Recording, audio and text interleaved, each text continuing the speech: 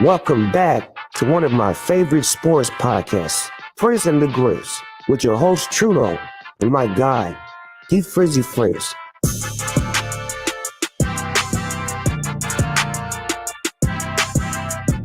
Hello and welcome back. Hello and welcome back to Frizz and the Grizz. It's your boy Trudeau. Thank you for joining us live Tuesday, May 21st on Twitch, YouTube, or Facebook. Or if you listen to us next day, welcome. Listen to us on podcasts, Apple, Spotify. Hook your boys up. Rate, subscribe, review. Don't be a hater. Give us that 5-star review. We know we're worth it. Good to have you all back after a week vacation. We are back and rested, refreshed, ready to talk some NBA and WNBA maybe. Lots of other sporting stuff on the agenda. But first, D, what it do? What it do, baby? Happy Tuesday. Feels like we haven't been here in a while. I know we had these random breaks, you on vacation, me for the little one's birthday, but feels good to be back, man. Feels good to be back. I had a lot of pressure at the intro because behind the scenes before we started, D's like, don't fuck it up, because last time we took a break, you sucked. And I don't know if you noticed it, but I faded the wrong button at first. I was trying to fade the music and I faded myself. Did you hear me try to start the first the time? music was no, I didn't see that. I thought you meant like the switch from the intro song to you speaking. You turned that up, it sounded like. I turned myself down and I started talking and I'm like, why is it? Why do I hear nothing? And I screwed it up, but I recovered. I'm back, baby. Way to do it. Ah, man. Yeah, I was on vacation, so we were off last week. Glad to be back. Did the good old plane trip to Florida with the missus and the little one. How did that go, especially with the little one? She was awesome, man. Like, I will admit, like, having a child traveling and doing vacation stuff, it's basically just like parenting, but in a different location. It's not so much relaxing. I'm sure you're experienced with that at this point. True. But yeah, she did good. She was better on the plane than I was. You know, she had her little car seat in the plane, little tray. You know, she just ate snacks and watched movies. We hit some turbulence at one point, and let me tell you something. I don't dislike flying, but I don't really like flying. I get a little anxious flying. Do we hit some turbulence? I'm like grabbing the armrest, like, oh fuck. I look over, she's just like, there's like strawberry juice all over her face. She's just like mowing on snacks vibe, and I'm like, damn, I wish I was like that. They don't care. They don't have a care in the world, which is good, you know. But yes, turbulence absolutely sucks on an airplane. Our worst that we've had was we were coming back from Mexico, Cancun. Coming back from Cancun, and it was for a work trip, and we hit chalk turbulence, which is like usually like a boat term. Oh, it was bad. It was like movie scene. The fucking items cart goes screaming down the. Oh yeah, it was bad. But you know, I mean, we're here, so at the end of the day, I guess it wasn't that bad because we were here. My ass would not be getting on a plane again after that.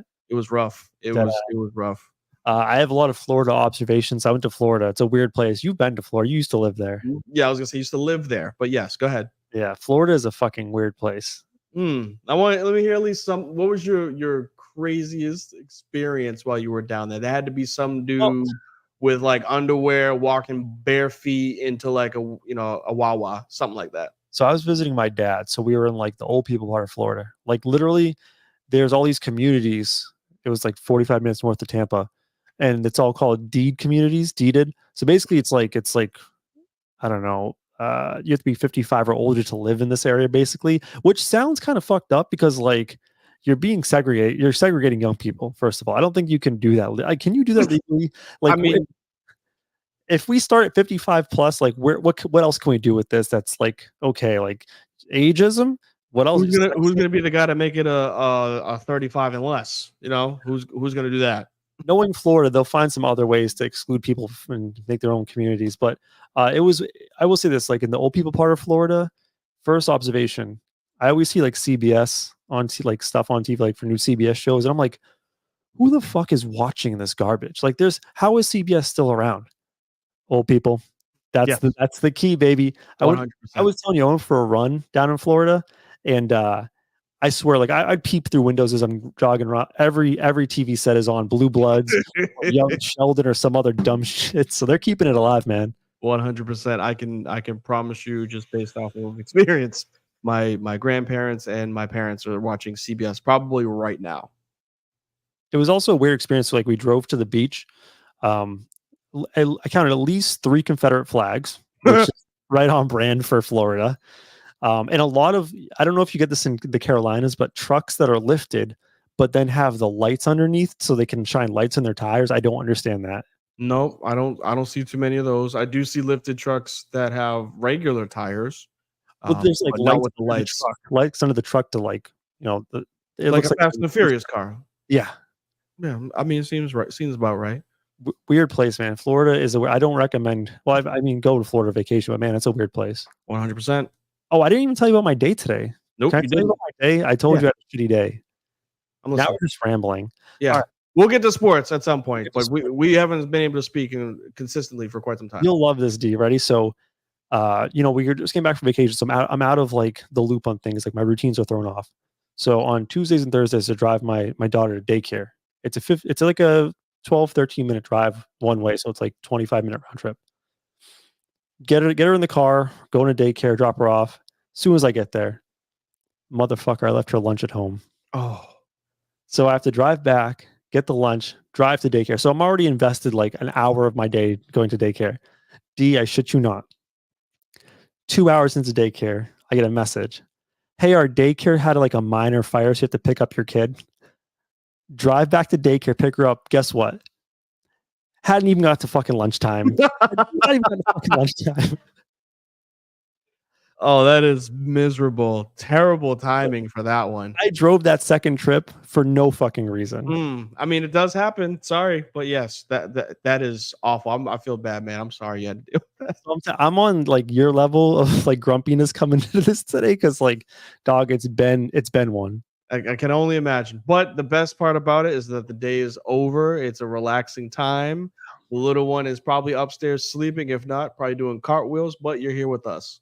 I'm glad I'm with you, buddy. Do you have anything to get off your chest before we get into the recap? Not right now, man. I honestly, I'm ready to talk some sports. I feel like that it's about time for it. All right, I gotta find my recap button. It's been a minute.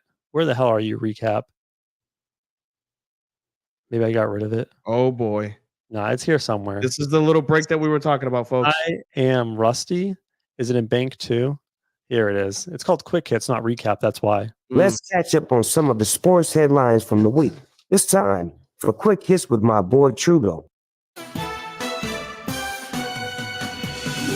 All right, we'll start off with the association, the WNBA, that is. They announced last week that they're having an expansion team in Toronto, expanding the league out from 10 to at least 11, maybe more teams going in the future. Sticking with the WNBA, everyone's favorite baller, Caitlin Clark, rough start to the career. 0-4 with the Indiana Fever. Teams are target on her back. It's crazy. Everyone's gunning for her. Outside of the WNBA, big boxing match. Tyson Fury loses the much anticipated bout to Alexander Usyk. Jaden Rashad in the NCAA files a lawsuit, an NIL lawsuit against the University of Florida. I'm sure you have lots of thoughts on that one. Scottie Scheffler, very interesting incident last week at the PGA Championship. Driving to the golf course for the first round of the championship, arrested, put in jail, mugshots taken. Interesting story there. NFL schedule released. I'm sure you have a lot of thoughts. You said the Steelers one of the worst schedules this year. Last two, interesting one for the local fans. Boston Red Sox hitter Rafael Devers has hit a home run in 6 consecutive games. First Red Sox player to ever do it. That includes guys like Babe Ruth, Manny Ramirez, David Ortiz, and the Knicks are broken. Just the Knicks. Just ends it with the Knicks are broken because they 100% are. Anything specific you wanted to touch on? You want me to start off? I thought the Caitlin Clark thing was interesting only because, listen, we knew coming into this season that there were a lot of WNBA players with a lot to say about Caitlin Clark. I think they took exception to her being crowned as like the greatest college female basketball player of all time. She hadn't won a championship. She hadn't even make it to the WNBA yet. And I think going into the season, they want to humble her. It reminds me a lot of, do you remember New York Knicks? Put yourself back in time, 2010, maybe 2010, 2009. There was a 3-week span in New York that will live on forever in New York. Linsanity. Linsanity. And I remember it was going great until they met up with the Miami Heat. And boy, did they have something for Jeremy Lin. And it kind of reminds me of the same thing of this, where like there's such a target on Caitlin Clark's back that all these professional players want to put her in her place, and they are going after her. They were D'ing her up like crazy. People are slapping hands in her face, like let's go. There's gonna be no easy games for her. So I'm gonna steal a point from one of my boys from the league that mentioned it a week ago. The whole Caitlin Clark aspect right now is very NBA era-esque. Now follow me with this. We had the building era, okay? Essentially, you have Lisa Leslie, Cheryl Swoops, Cheryl Miller, OGs that helped build the foundation of the league, right? We all know that Lisa Leslie was the first female to dunk in a women's basketball game that was recorded. People lost their minds. Then you entered like the Bird Magic era, right? In which I think that's where we probably were the last 5-10 years. Women like Diana Taurasi, Candace Parker, Sue Bird, Skylar Diggins, like these names that like we all knew when we were in college. 10, 15 years later, they're getting ready to retire, right? That era was like, oh, damn, like these girls can hoop. Like there's some real good talent amongst them. And the point that one of my boys made, I was like, wow, that's a really good comparison. The WNBA is entering essentially what we would call the Jordan era, where everybody and their mother is rooting for Caitlin Clark to fail. And she's not Jordan. I'm not saying she's the Michael Jordan. I'm saying this class, with them expanding the WNBA with other teams, with them bringing in national recognition to the league, it's the era of the next step. Exactly, the elevation of the game. And because of that, like you got women, my apologies. You got women that when Caitlin Clark is coming around that screen, they're like, nope, bow. And they're trying to take her out. A la the Detroit Pistons with Michael Jordan. You think you're flashy? You think you're supposed to take over the league? Well, watch. We got Joe Dumars and Isaiah Thomas that are here ready to knock you out. And it's not just Caitlin Clark, right? We know how good, obviously, Angel Reese is. We know how good Camila Cardoza is going to be. Like, we have a ton of new talent. And then the talent from just a couple of years ago. Sabrina Ionescu, Brianna Stewart, 4 national championships, potential MVP, Kelsey Plum, finals MVP, NBA finals champion. Like, we're in that era where it's like ready to elevate. And because there's somebody that they can put on that pedestal because of what she did in college, that being Caitlin Clark, everybody's gunning for her. They don't care if she's, has a chance to go off for 20 or go off for 2. They're like, we're going to put you in your place whenever you touch the ball. Yeah, I think it's a tough spot for her. Number one, she's on a team that was the worst team in the WNBA last year.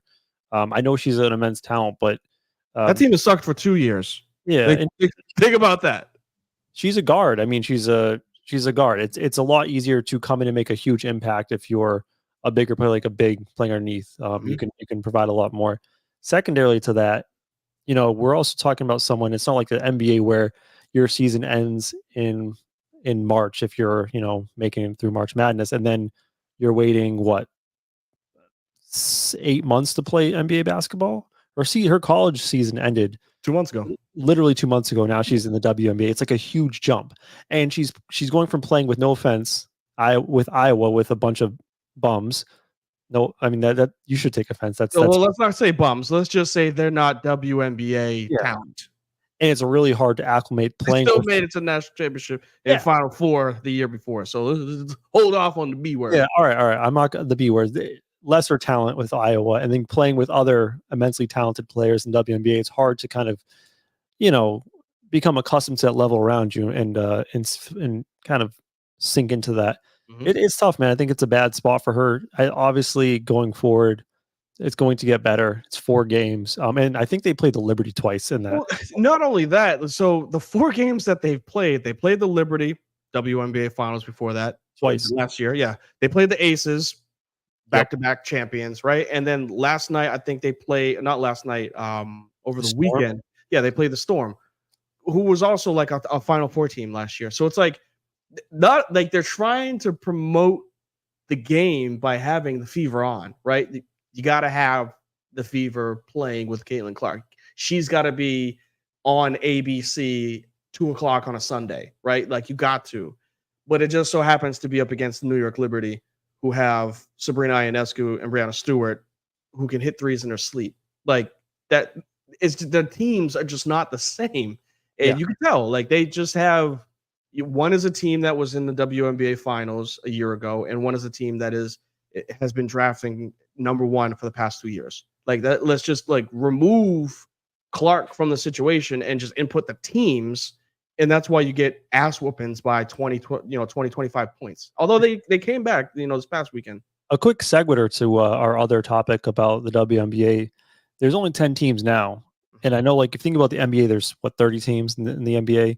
And we all know, like, there's a lot of really good NBA teams and a lot of good NBA talent. Now, imagine cutting that talent pool down to a third and smushing all that talent into 10 teams. Like, yes, it's very difficult, to win in that league in the WNBA. And you know what? I just think people are trying to get on her now and be like, "Oh, is this really going to not happen?"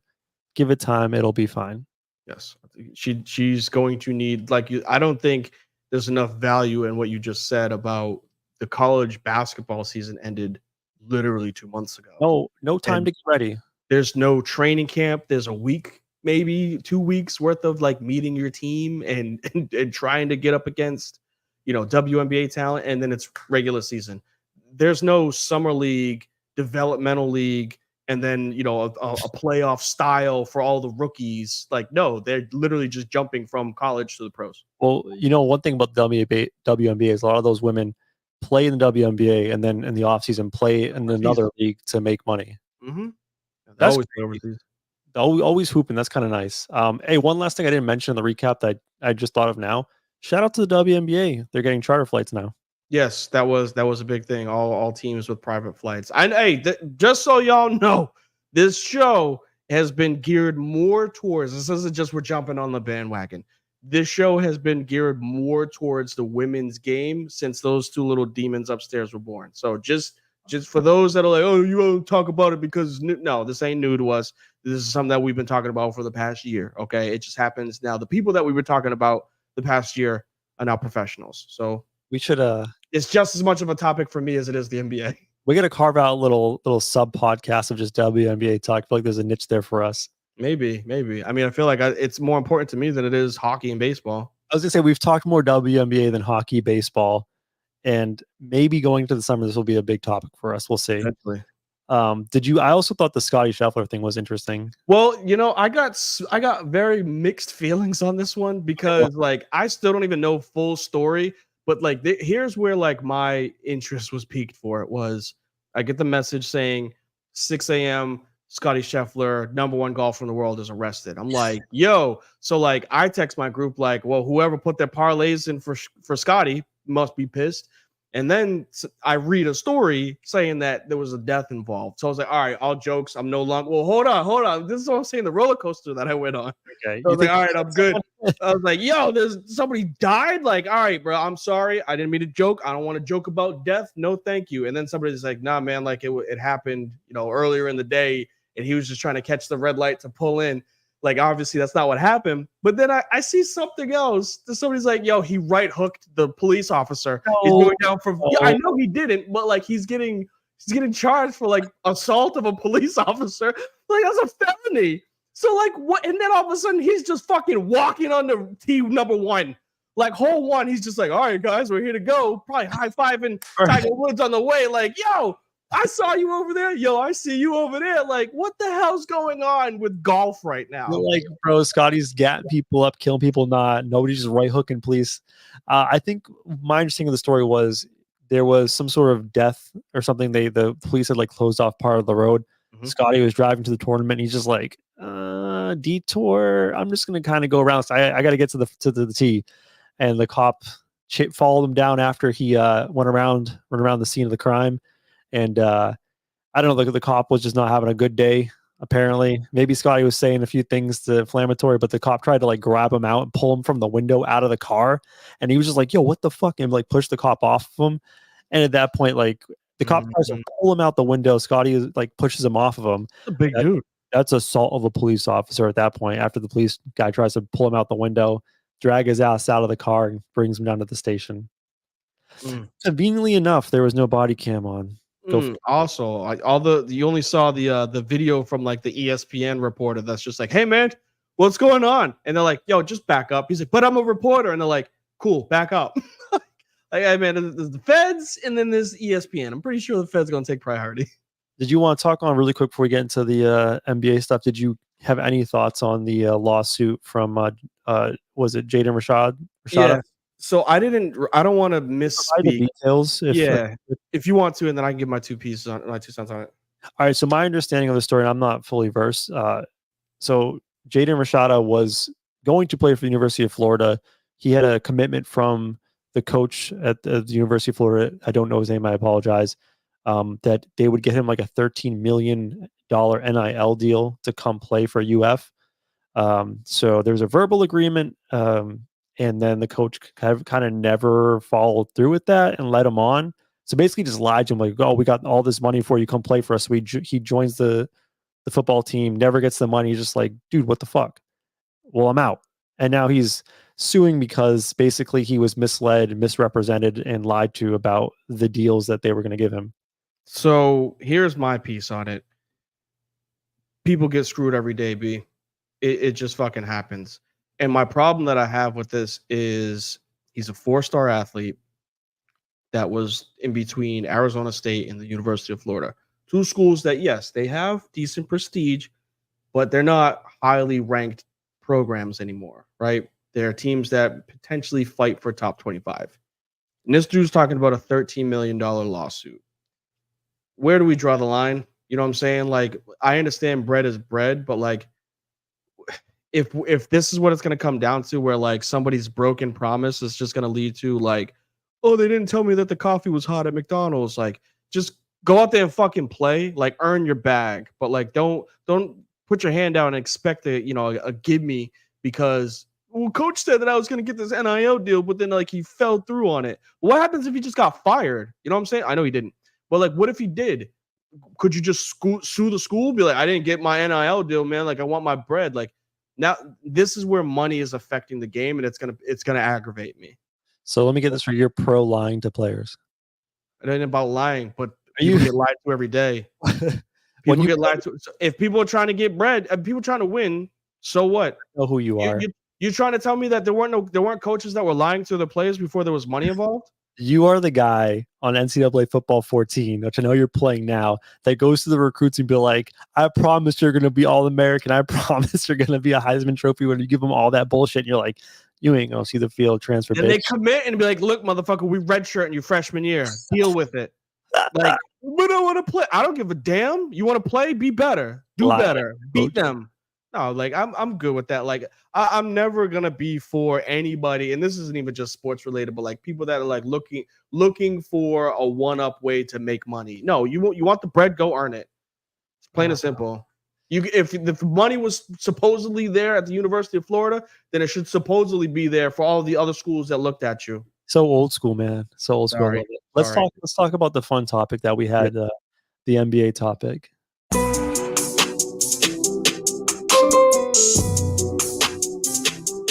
Ooh, this is a good one right here. So this is one that you brought up to me. I don't fully understand the premise, but it's basically about who's the face of the NBA going forward. Yeah, essentially. So this is what stemmed from it is we all see what's going on with the NBA playoffs, right? We have the passing of the torch, the handing off of the guard with the legacy NBA players. LeBron James, Steph Curry, Kevin Durant, champions, Hall of Famers, guys that are like probably on the tail end of their career, back end of their career, no longer in their prime. And because of that, the NBA or any league is always looking to feed us who the next person is. Couple of years ago, we thought it was going to be Devin Booker, right? Devin Booker makes it to the finals. They're like, oh my goodness, he's Kobe-esque, right? He's going to be that guy because he takes mid-range jump shots. Loses in the finals, ends up getting swept in the first round, and people kind of like, all right, maybe he's not like Kobe. Lo and behold, we get a Jason Tatum. Jason Tatum, incredible rookie season, leads his team to the Eastern Conference Finals without Kyrie Irving. They get to the finals a couple of years ago, and people are like, it's him. He's here. He's that guy. Throws up a dud in the finals, ends up losing in the second round last year, and now we're here.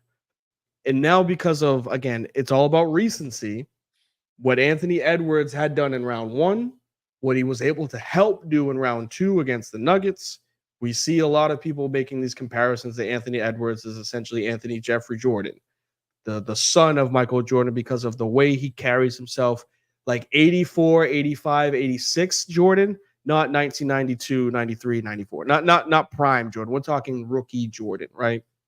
And it's gotten a lot of people questioning who's that next guy. So that's the reason why I brought it up, to be like, who do we dub? Who is taking the torch? Because it's up there, but who's actually going to go grab it? Help me we're trying to say who's the face of the NBA. Like, can you define what that means? Does that mean like someone that will be marketed heavily by the NBA? Does it have to be a player that's like the best player? Does it have to be a player that's just very marketable that we'll see a lot of? Like, how do we define face of the NBA? Can you outline for me? From me, this is my perspective. Can't be everybody's, obviously. From me, the face of the NBA is somebody that's going to win, not only just win consistently, but turn themselves into a champion. It usually involves some type of major award, and it doesn't have to be all. So that would be Rookie of the Year, MVP, or Finals MVP. Something that like people geared towards. Defensive Player of the Year usually doesn't get the hype for being the face of the league. You know what I'm saying? Yeah, like it's not going to be the Defensive Player of the Year. So usually some type of award, even like All-Star MVP. I could see that too if you have an incredible finals that same year. Are we setting a certain age threshold? Because you mentioned like guys who are probably like 35 and above. Yeah, well, you got to think about those guys in their prime. We knew who Steph Curry, LeBron James, and Kevin Durant were, and they were the face of the league when they were 27 through 33. They were in finals. They were playing for finals back to back years while they were at that point of their career. So I think I got the general premise. I have an idea in my mind of like who I would picture as the face, like the potential face of the NBA. Like, we talk about next year or like the next couple of years? It's got to be like, yeah, I'd say like the next 2 years, where like we've cemented it, because no matter what, as long as a 60-year-old LeBron James is in the league's going to cater towards him. Okay, they're gonna put him in the commercials. They're gonna put him on the NBA TV like promos. They're gonna do that. Let me hear first what the people you're talking to are saying. Then let me hear what your take would be, and then I got mine. So there's two players that come to mind. One of them being what the media, one of them what I hear when it comes to, friend group messaging, all of this. Media is Anthony Edwards. Okay. Because of what he's been able to do, not just last season. Granted, he lost to the potential champs being the Denver Nuggets last year. He missed that 3 from deep, obviously. But he came back and said, we're going to beat them next year. And man of his word, he helped beat them this year. So like he has that like talk the talk and walk the walk mentality. And he's a killer. He goes out there, whether he's shooting 15 for 17 or 6 for 20. He's the guy that's going to take the shot. And people admire that. People love that because he's ready for it. He talks on the mic like he wants all the smoke. You guys got a Kevin Durant. We got a Jaden McDaniels. And he backs it up when he does that. Then there's what people outside of the media think, which is one Jason Tatum, the guy that we all talked about being the face because he dunked on LeBron James when he was a rookie. Not only that, but he's an all-NBA player. He's a two-way player.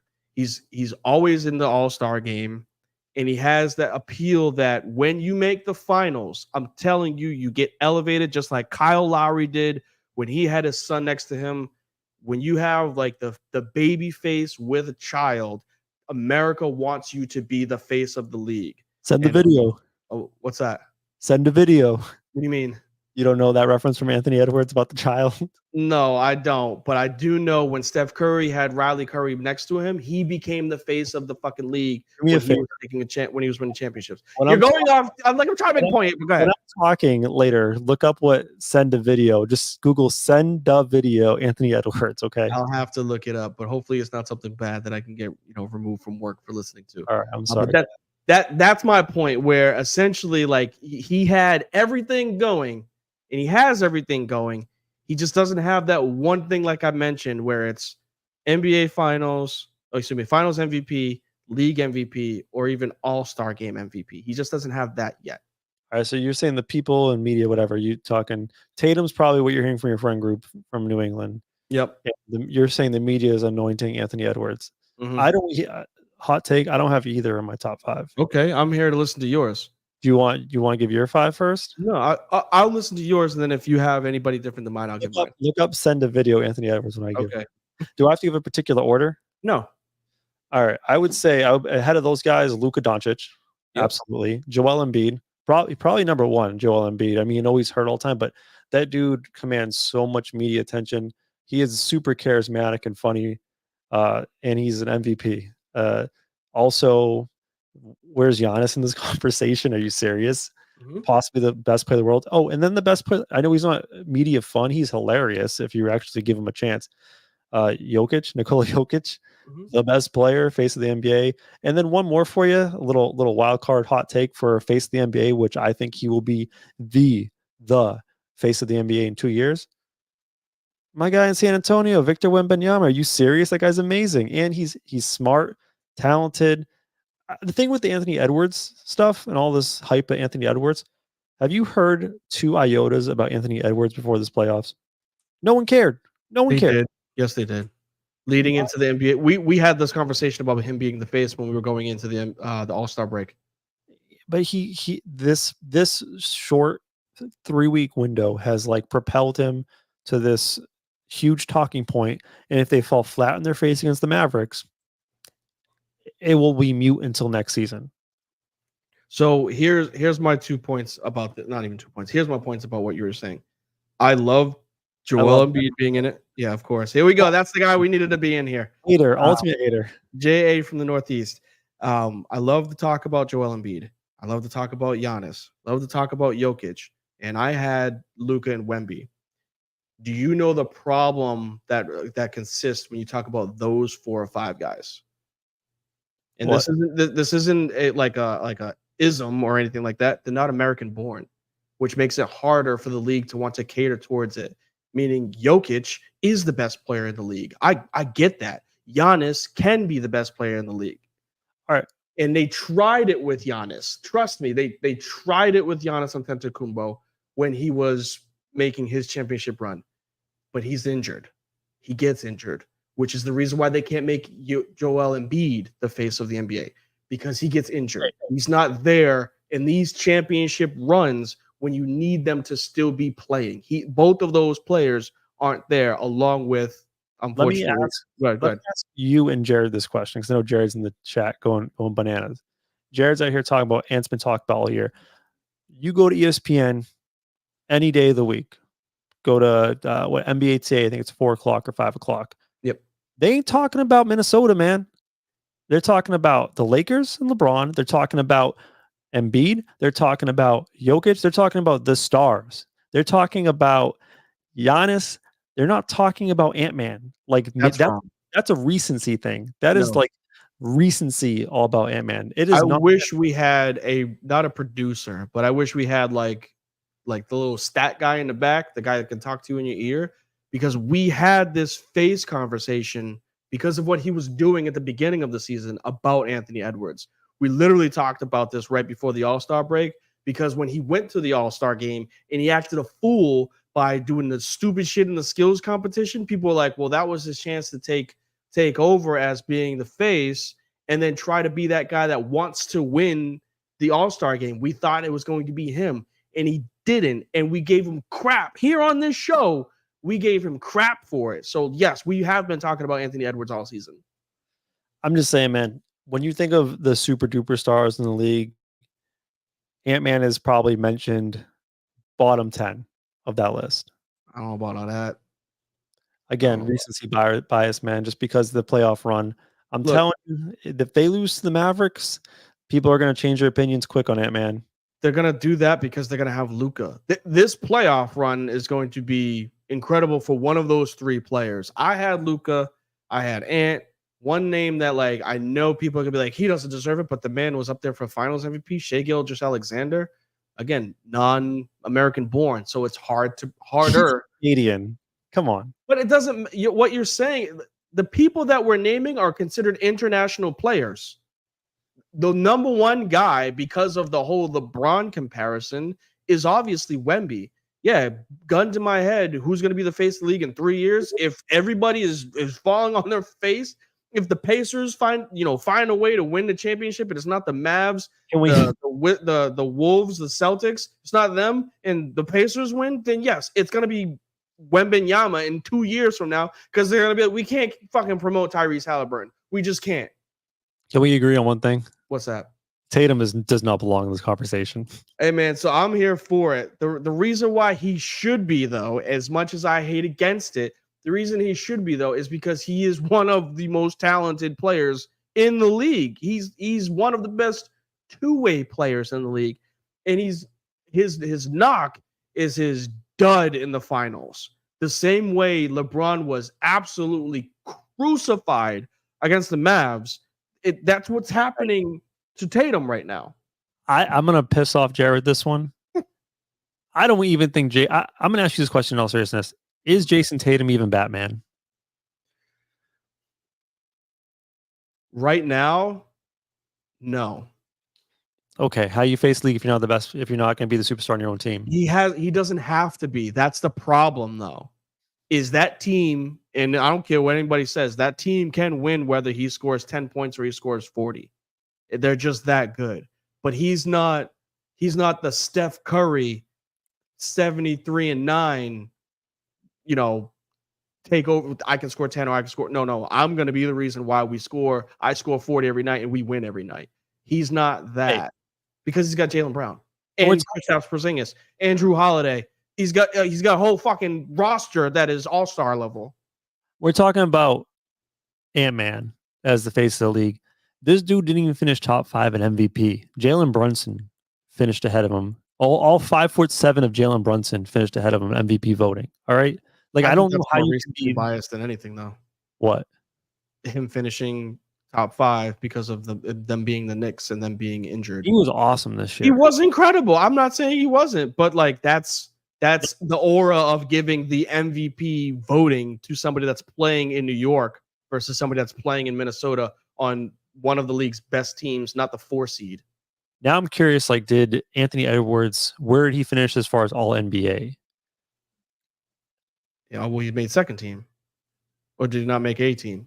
I don't think he made a single NBA team. Well, that's trash. So those voters suck. And I said the Knicks were a 5 seed. They weren't. They were a 2 seed. I don't know how you're gonna. It's 22, 20. Oh, that was last year. I gotta look up the list. This is 23, 24. I'll look up in a minute. Mm-hmm. But I know he didn't make first team. Well, I don't know. Listen, this is weird because like I have an Anthony Edwards jersey. I am very pro Anthony Edwards. I think it's very hyperbolic to be like, this dude's the face of the NBA when there's so many more talented players out there that have so much more accomplished.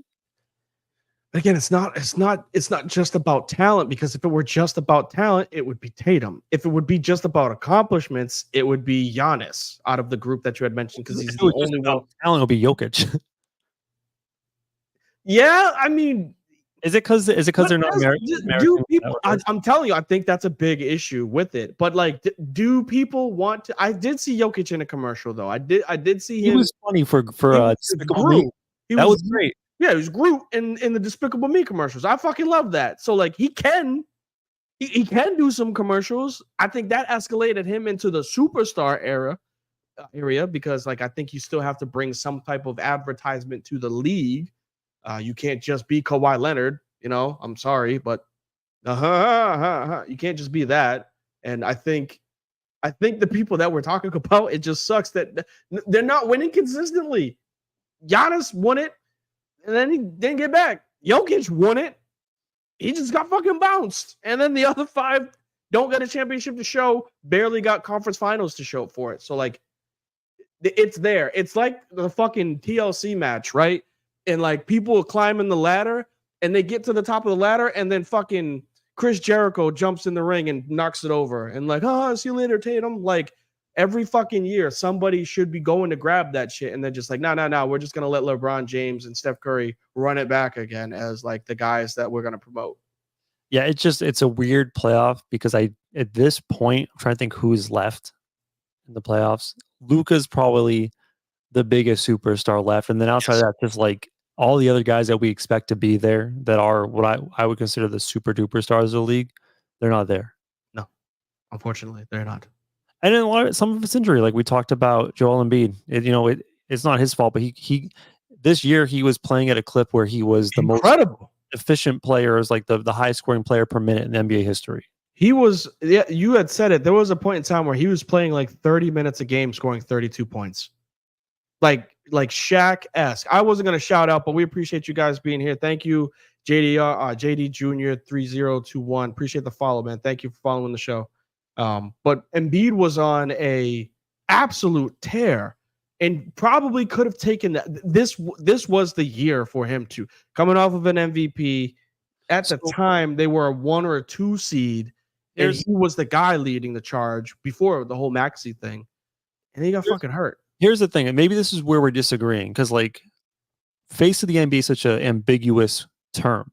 Mm-hmm. This is what Jared put in the chat. Personality. So are we talking about you have to be excellent at the game of basketball and have an outstanding personality? Because like if we're talking about face of the NBA, if we're going to be honest, we're talking about the torch being passed from LeBron. Say what you want, man. He wasn't super exciting. He was media savvy, media trained. So like I get it. Anthony Edwards is an outstanding personality. I'm just looking at it as far as like who's going to be marketed in those primetime games when they pull up the NBA calendar, whose teams are going to be highlighted as like the marquee games, and the people, their faces are shown the biggest. And I'm thinking of Giannis, Jokic, Luka, and it's going to be up there, but he's like 5 or 6 in the pecking order to me. Yeah, I mean, this is where we're not going to agree. Yeah, to go back and forth, that just wouldn't make too much sense. It's just one of those, you're going to see a lot of recency bias because of what Ant Edwards is doing in the playoffs, or what he's been able to do in the playoffs, and what he's said. This is where the mic skills that you were talking about, him going on the court, going on the microphone, and what's the phrase that the kids use? Standing on business, something like that. Like he's doing that. Like he's saying, yo, we're going back. I told them the phrase that he used, I believe it was, I told the motherfuckers we were going back. We'll see y'all game 7. Like he was like, we're gonna win this game and we're gonna go to game 7. We'll see you there. And then he went out and did it. So like, you can't clown and be like, he only scored 16 points. Like, no, he said we'll see y'all in game 7 and we're gonna win. And they went out and won game 7. I'll give this to you, man. If the Timberwolves go ahead and win this thing and you get Edwards Finals MVP, this argument might be a mute point. But you just said what I said at the beginning of this. He would end up winning one of the awards that elevates you into that area, because you have Giannis and you have Joker that have the title, they have the award.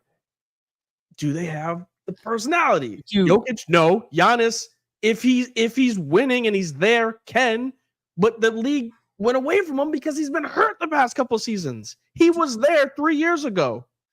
Did you look up Send a Video yet? No, I'm not watching it while we're doing this. I'll watch it after. Yeah, you know what that is. Let me know. Let him know. Send a Video. You should know. Stop going to references. I got a Frizz's 5 for you. You ready? Okay, yeah, I'm here for it.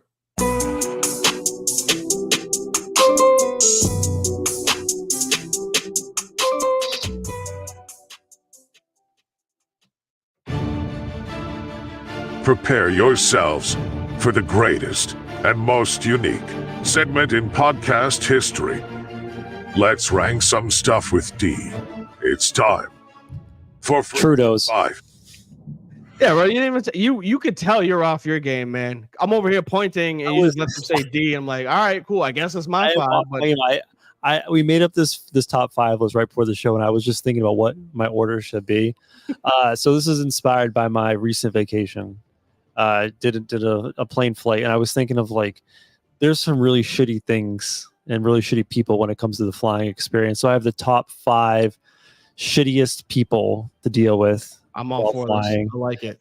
All right, so I'm trying to think of how I should do this. Okay, I got you. Number 5, the person who doesn't understand how to work the TSA fucking like security shit. They're the people who are trying to walk through with their shoes on. They don't know how to put the things on the belt, and you're just like, I just need to get to my fucking flight, dude. Hurry the fuck up. And they're just slowing. They have the bottle of water still. They're like, sir, you can't have the water. It's just like, is this your first time flying? Do you have no common sense, dude? Where's the claps? Sorry. I like that one. I think that's a little too low to be at 5, to tell you the truth. I got 4 more. You got to have some haymakers if that's going to be your 5th. I like that one though. That's a good one though, right? The TSA guy. All right. Number 4. What's next? What's next? I got you one. Get off the plane. You're tired as fuck. You just want to go home. You got to get your bag. Of course, at the carousel where the bags come, all the motherfuckers that are just right on top of that thing, you're like, excuse me, my bag. And you're just trying to get around them and they just won't move. And just like, God damn it, you know your bag's not coming. Back the fuck up. Those people are the worst. Hate them. Also a good one. I would have put that one lower though. The reason I would probably put that one at 5. I don't check my bags too often. So like I don't inconvenience myself because of that reason. Hey, you put in the carry-on? All right, word. Like we'll stuff that motherfucker carry-on before we go ahead and check a bag. Outside looking in, the person with the no, don't give it out. Don't do honorable mentions because there might be something I got. Don't. Right. Well, it's you. You're my honorable mention. Oh, okay. With way too many fucking carry-ons and they take all the space, and you're just like, I just have my little bag, but you have like, I don't know, a whole closet full of stuff in the row. Like, what are you doing to me? So I don't do that. I get the one carry-on bag, but it is those that got the carry-on, they got the purse, and they got the the item that they purchased at the fucking kiosk, and they put the big ass bag there, and it's like, put that shit underneath you with the personal item stuff. But yes, I'm with you. I got you with number 3. Okay, let's get it. Happened to me on the trip back. Are you ready? Yes. The motherfucker who brings their goddamn pet on the motherfucking plane. I don't give a shit about Fido. Put Fido in a fucking cage and put his ass underneath with everyone else. I don't need your dog yapping during the flight. I don't need it shitting on the floor or pissing. Like, what are we doing? This is civilized society, people. Yeah, I mean, I'm pro no animals on flights. Like, nah, I'm good, man. I don't want to hear the barking, the meowing, the parrot. I don't want to smell it. Like, I just want to get this flight done and over with. So yes, I'm with you on that one. That's a good one. All right. My number 1's a good one. Mm-hmm. My number 2, this one always annoys me. All right, D, your flight's boarding. It's time to board. Look down at your ticket. Boarding group B. I'm the second group, right? So like we get the elderly disabled. Absolutely, go right ahead. Veterans, thank you for your service. Salute to you, sir. Get on the plane. Boarding group A, boarding group B. Listen to me. Look in my eyes. If you're this person, fuck you. Look at your ticket. You're boarding group C. Why the fuck are you standing right in front of everyone, blocking the entire walkway to the gate? Don't get up. Sit down. Relax. Enjoy yourself. Enjoy the spacious legroom while you have it. Why is everyone standing right in front of the gate when you know it's not your turn?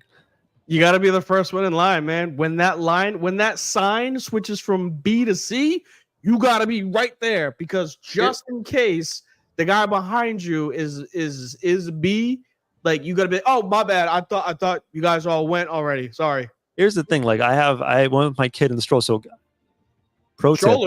Strollers has a special privilege. Yep, I got to go right before group B, but I had to lug a stroller in a car seat through a sea of people just waiting in front of the gate. And I just hate you. That's number 2. Here's number 1. Are you ready? Let me get the drum roll. Please. This is a great one. The number 1 biggest piece of shit during the airline traveling experience. The person who goes to the bathroom in dookies on the plane. I had Hey, to man. I had Go to hold the piss for like 30 minutes because someone destroyed the bathroom, and I'm like, nah, can't do it, can't do it, can't do it. Fuck you. Hold that shit in because other people have to use that bathroom. We have no other option.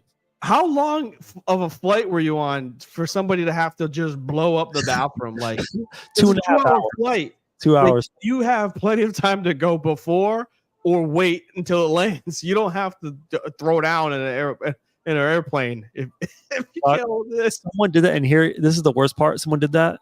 So I had to pee, and then my wife goes, "Hey, the kid needs a diaper change." Bad timing for that. You're gonna have to wait. Soggy diaper, baby. Pull diaper change right in the seat. Boom, boom, boom, boom, boom. We're not going in that bathroom. Ain't nobody saying nothing about that. I like it. That's my top 5. Them 5 were good. There was a couple honorable mention. I only got 2. I wrote down more, but I only got 2 to talk about just because these people, and I got them as groups too. Like this is the title for this person. My first one as an honorable mention is the questions guy, meaning the guy that no matter if the flight gets delayed, if it's no longer going to be there, it says canceled or it says postponed or it says late arrival. The guy that walks up to the flight attendants like kiosk and is like, "Hey, so what's the deal with this? What's the deal with this plane?" Fucking poor people that work there just read the fucking sign. Like, it says postponed for 20 minutes. I can't go grab the plane and have it show up on time. It says it's late. It's late. Like, but there's always someone that's just like, "So, like, how long is the flight gonna be postponed?" And they're like, "I don't know. 20 minutes, sir. It says 20 minutes, so I'm hoping 20 minutes. Well, is it going to be longer? I don't fucking know. Like, I know that's what they want to say. I 100% know that's what they want to say. Is just go fucking sit down, right? So it's that guy. Yeah, I know that one. Wait, can I go ahead. The guy's looking like, "Is there anything we can do about this?" And the person's like, "Sir, I just see this desk. I just sit here. I don't fly the plane. I'm not a mechanic. I don't know." What they should just start. What would you like for me to do? Like, with a serious ass face, just like, honestly, out of respect, sir. What would you like for me to do? This would be get the plane. I'll work right on that. An absolutely separate top 5 one day in the future, like the 5 worst jobs to deal with people, because I feel like any airport job must be top 5 because people are tired. They're pissed. They've rushed to an airport and they're just grumpy as hell. They must be the worst people to deal with. That too. I would say my number one, probably it's a pet peeve, but like it's up there with like that you want. No. That always is my number one. But like this is called the stand-up crew, meaning them when you just landed. Yep. We might have experienced a little bit of turbulence. You know what I'm saying? Like a little bumpy road here and there, and then we're like, all right, cool. Let me go ahead and unclick the seatbelt, let the gut hang out. I'm happy. I'm good. And then all of a sudden you look over and every motherfucker is standing up. And I'm like, when you look behind you and the dude that was seat 45 is all of a sudden next to you. And what's good, brother? I want to try to get the door. Okay. Well, your ass is going to have to wait till I get up. Like, what do we do? Them are the dudes that like, or anybody, male, female, you get it. When I say, I wish we had the one elbow rule where like just one a day you can pop somebody, but just that means if you elbow somebody you can get elbowed. So like it's just fair game, right? Not 12-6, wrong, but like just bow, right? That's who I would 100% every flight. As soon as I see a motherfucker stand up, bow, go sit down, go sit in your seat. Wait till I stand up. Like the plane just gets the one elbow on the way back. Everybody would. Then you know what would happen? People would stop fucking standing up because they'd be like, "I don't want to get hit," and they'd be like, "I don't want you to cut me." Like we learned as little kids that we don't just cut on back cuts. No, wait your fucking turn. You know what? That has serious vibes of if you ever rode a subway and you're like waiting for the subway and people just kind of scurry in front, just like standing like sardines in front of the door. Just another honorable mention: the people who have the carry-on, but they shove it really hard into the carry-on, and then when it's time to get off the plane, you're just standing waiting for them to get their carry-on, and they're just like, I can't get it out. And I'm just like, bruh, I just want to get the fuck off this plane. Get your goddamn bag out. I will kill you. Obviously, great 5. For last minute, that was a great 5. I've had a lot of emotions, over the past week with traveling. I'm just glad I could work them out and have a little therapy session with you right now. There you go.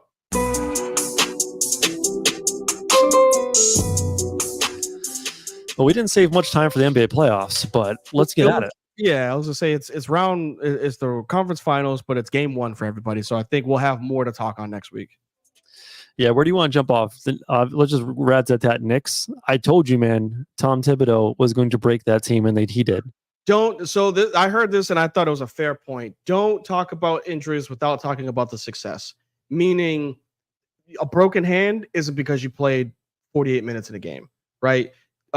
Mitchell Robinson tweaking his ankle and his calf and his knee, and who was it that pulled it? Who was the center that pulled it on the ground? Was it Turner? Wow. No. Somebody on the Pacers twisted his ankle, like grabbed his leg when he tried to jump. That has nothing to do with Coach Tom Thibodeau, right? Maybe the whole abdomen thing with Josh Hart and him running around for 3 hours a game, like maybe that might be something. OG Anunoby too with the hammy. I could see those things, right? But like they also wouldn't have been where they are if they didn't play that way. So if we're gonna talk about the injuries, sure, but they wouldn't have been a 2 seed. Yeah, but game 7 in the Eastern Conference Finals if they didn't play that way. So if Thanos is gonna say, snap the fingers and put everybody back into place, and his daughter says, "What did it cost?" and he says, "Everything."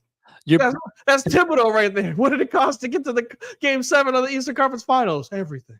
Can I give you an analogy that's I believe is very similar to the way the Knicks ran their season with all these minutes played? Mm-hmm. You're basically saying, hey, we're going to run a 20 marathon's 24 miles. Mm-hmm. We're going to run a 24-mile marathon. And then you have everyone doing a good pace and you have one dude just fucking sprinting. So he's like, I'm going to be first place. Let's go. And then by mile 19, he's on the ground wheezing and hurting because he just went too hard and he had nothing left in the tank. That is what the Knicks did. Like, yeah, they had great success and they made it this far. They looked great and had all these wins because they played that way 48 minutes a game, like running these guys to the ground. But it's a marathon. These playoffs are a marathon, man. You can't do that.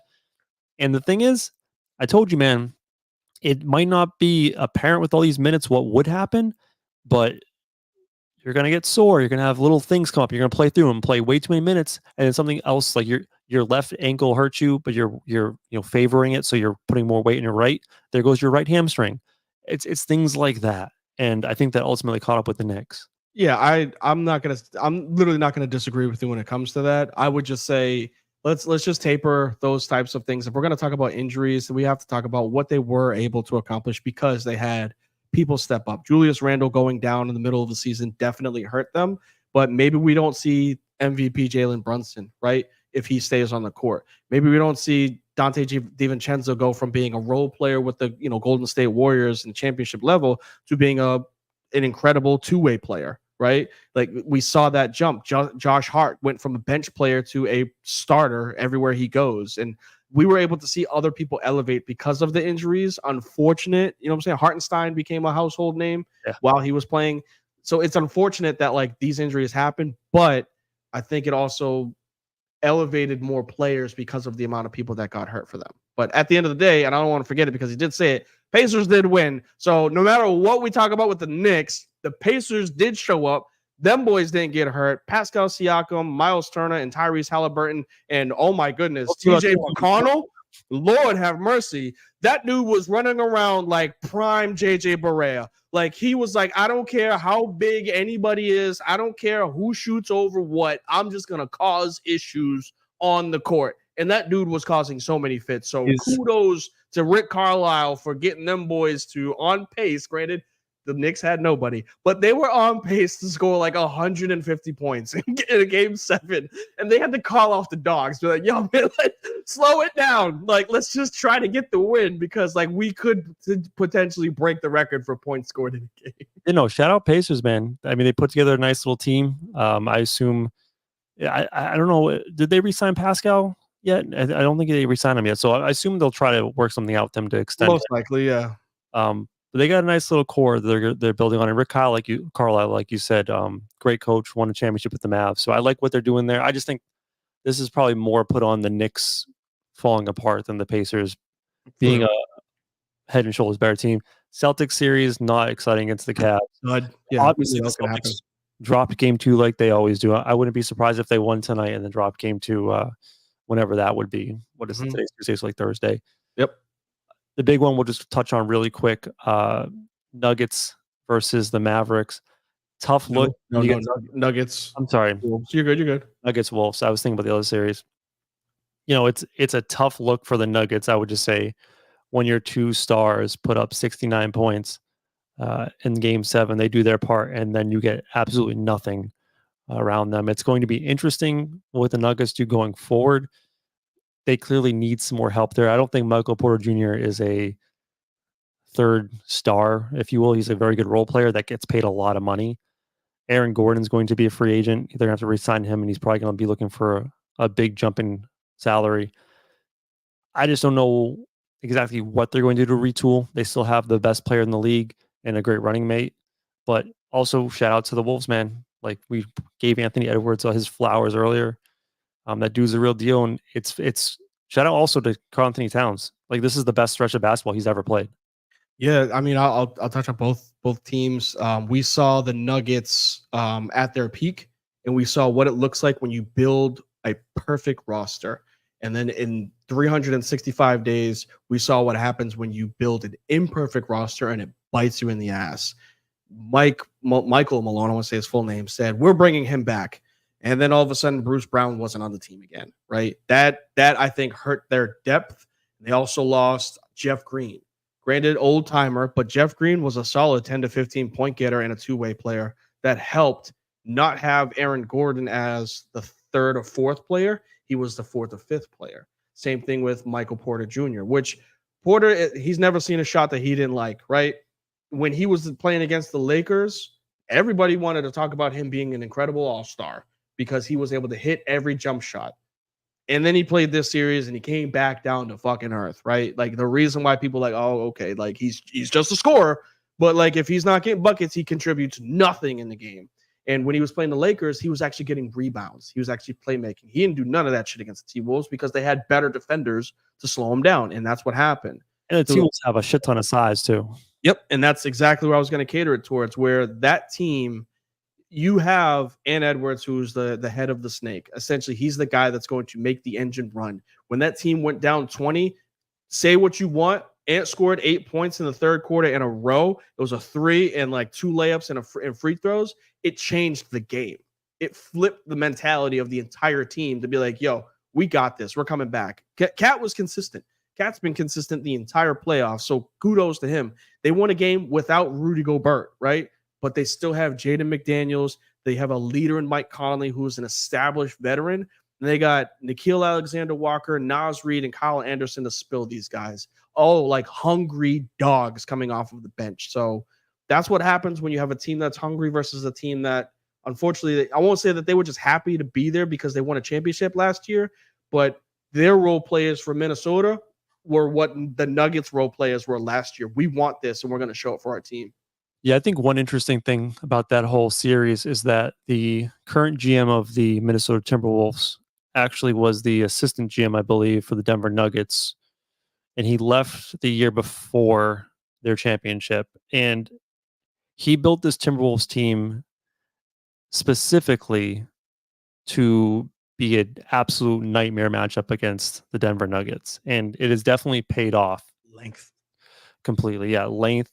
And they also had a really interesting, Chris Finch put in a very interesting strategy of guarding the Denver Nuggets, where they used their best rim protector in Rudy Gobert matched up against Aaron Gordon and was able to, dare Aaron Gordon to shoot. I mean, it wasn't a full leave him alone, but they gave him a decent amount of space, and he's not a great shooter. He had a good, I think, game 2 or game 3 shooting. I think it was game 3. I was going to say, and they tried to do a lot of that. One of their specialties is using him in the dunker spot and having him rove the baseline, and Jokic can just make these unbelievable passes to Gordon for the dunk. But Gobert is just too long and crafty to let that happen. Yeah, it was a well strategized series for the T-Wolves. Played very well. We all know how good of a coach Michael Malone is, and for that stretch in Game 7, up 20. You got to win that game, but like they were doing things in the first half that they just didn't transfer into the second half. They were double teaming Ant as soon as he crossed half court. they were sending like Jamal Murray from like the opposite 3-point line to sprint across to double team and Edwards to get the ball out of his hands. So for those that are like, oh, he didn't show up, well, there's a reason why, right? Like getting double team when you one step over half court, it makes it a little bit harder for you. Not an excuse, just actually what happened. Then they stopped doing that in the second half and allowed people like Mike Conley Jr. to start hitting threes, Cat to take care of the paint. The rest is history. Well, I do want to talk more about the NBA playoffs. Unfortunately, we're probably going to table that for next week just because I got way too carried away bitching about airline travel. My apologies. We'll get back to the NBA playoffs next podcast next week. We'll have a little more into the Eastern Western Conference finals to talk on, so it'll be a better conversation then. But now, let's get to our closing takes. The show is coming to an end. But first, it's time to get to anything we've missed. It's closing time. 1 segment, 2 takes. Now go. It's closing takes. Basically, it's a time for me and Dee to do some iso ball and get whatever we want off our chest, whether it be sports, pop culture, whatever, you name it. I'm going to take the ball first, Dee. I have had this issue for a while now. And I want to bring it to you and the delegate of you, and you get to make a ruling on behalf of the entire world. Pick up basketball. I fancy myself as someone who likes to play in the post. I like to take the ball to the hoop. I don't play that finesse, sit outside the 3-point line, and take shots. I think it's asinine that in real basketball, we can count the number 2 and we can count the number 3 and we can add them up. It's not that hard, people. We have basic math. We're grown up. We're grown ass men. We can count by 2s and 3s. Why do we play pickup basketball and play 1s and 2s? That is some bullshit, because people who like to play real basketball and take it to the hoop get severely penalized for playing the game that way. It's not fair. Yeah, I mean, I don't know why randomly pickup games make it, 2s and 1s, because a lot of people can't, unfortunately, last to play a game of 21. So you got to play to 11, and then you reset. Everybody gets a little break. Not a lot of pickup games go to 21 anymore, because usually if you play pickup, you're a little bit older. Well, I'm saying, like, if you want to play to 21, then play to 30 instead and use 2s and 3s. That's what it used to be. At least that's when I was a kid. But I don't know if I could. I don't know if I could play to 30 right now, bro. I'd probably pass out. I'm just saying, like, getting 4 really nice layups should not be negated by just 2 shots from a 3-point line. By the way, which is not that far. It's like a high school 3-point line. Yep. I mean, I'm not saying I'm against it. I'm a slasher myself. Always have been. I was always in the paint trying to get the foul and one. That was my game. I used to play above the rim, but I couldn't dunk. Sorry. And not to mention, in pickup basketball, and another thing, you can get the shit fouled out of you, and you just get the ball back. So not only is my point worth 1, but I have to get fouled like a motherfucker and not get any free throws and be like, yeah, just your ball. I'm like, okay, cool. 1 point. I am also hard against those that if I'm going to, again, slasher mentality, if I'm going to the hoop and I go up, you bump me and I go, and 1. And it happens to go in, don't fucking take my point away. You just yelling. Exactly. I hate when people are like, oh, you call foul. And I was like, I'm yelling and 1 because I've played ball my entire fucking life. And I want the referee to hear, well, there's no referees out here. I want you to know you fucking fouled me. And if that bucket goes in, we counting that motherfucker. I'm just not shooting a free throw. So yes, I hate that type of person that's like, you called the foul if the point doesn't count. Elbow. That's the type of person that deserves that. I hate that people just be calling fouls for no fucking reason. That too. I don't call it unless it's a foul. I need you to like punch me in the face and I'll call a foul maybe. Man up. Yep. Yeah. I'm with you on that one. I'm just full anger shit today. Like, I like it. Maybe we need this, Trudeau, next week. Maybe next week you need to have a day where you go bring your kid lunch and then there's a fire alarm, but maybe not a fire alarm. Let's just say like there's like some type of like weird electricity issue, and then you go pick them up, and then they say, "Hey, sorry, we didn't have lunch yet." I want that to happen again. I don't. I promise. But mine, I know we touched on it. We didn't get a chance to go fully into it, so I won't go ham. But I want to give a huge shout out to the guy that decided to absolutely screw over Mike Tomlin this year. He went ahead and said, "Hey, look, I know you have a 17-year 500 or better record, but we just want to let you know that that's not going to fucking happen anymore. That shit ain't going to fly. hear me out with this schedule. Like I looked at it, I was like, this is bullshit. Like they got screwed. So they start off the season with the Falcons and Broncos. Sure. You can throw in even the Chargers. They get a chance to win that game because they're a pretty decent team. Here's where they're kicking the balls.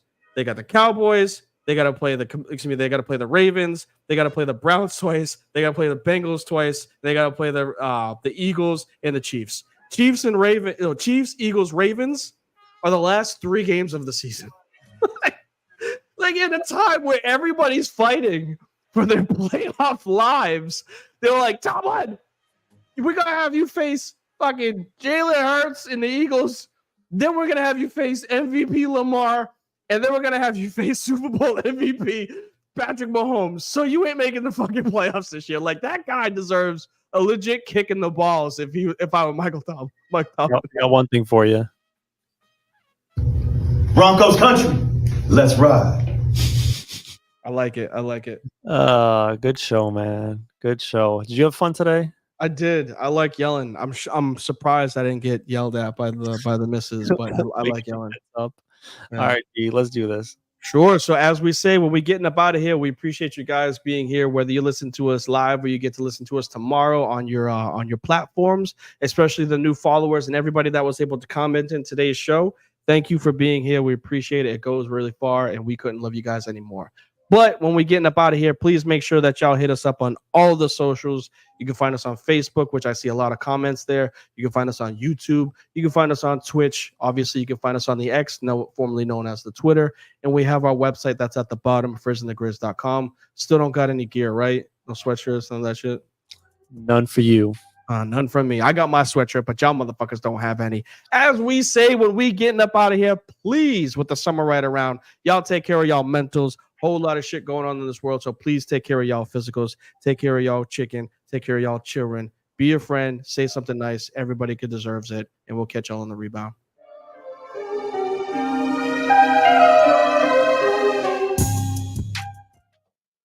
Where are we at in society today? Come after me. I'm a man. I'm 40. I'm not a kid.